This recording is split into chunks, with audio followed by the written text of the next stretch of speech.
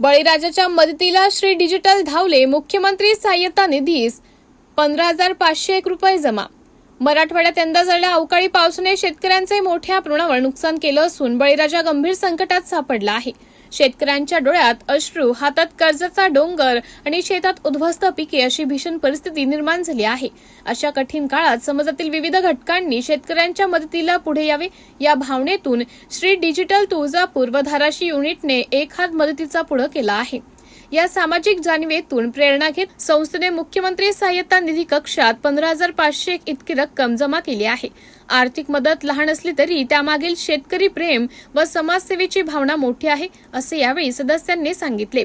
याबाबत बोलताना संस्थेचे प्रतिनिधी म्हणाले, बळीराजा हा आपल्या सर्वांचा अन्नदाता आहे. आज तो संकटात असताना आपण सर्वांनी धावून जाणे हे आपले कर्तव्य आहे. आमच्या युनिटकडून ही छोटीशी मदत दिली आहे, पण पुढील काळातही आम्ही शेतकऱ्यांच्या पाठीशी ठामपणे उभे राहू.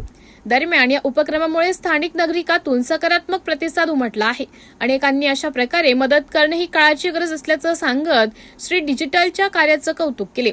शेतकऱ्यांच्या प्रश्नांकडे केवळ सरकारनेच नव्हे तर समाजातील प्रत्येक घटकाने लक्ष द्यावे ही वेळ आहे. शेतकरी सुखी झाला तर समाज सुखी होतो, कारण शेतातून निघणारे धान्य हेच आपले जीवन चालवते. यामुळे अशा संकटासमयी शेतकऱ्यांच्या पाठीशी उभे राहणे ही आपली सामूहिक जबाबदारी आहे. आज शेतकऱ्यांना आर्थिक मदती इतकीच भावनिक व नैतिक साथ देण्याची गरज आहे. त्यांच्या डोळ्यात नवी आशा निर्माण होणे हा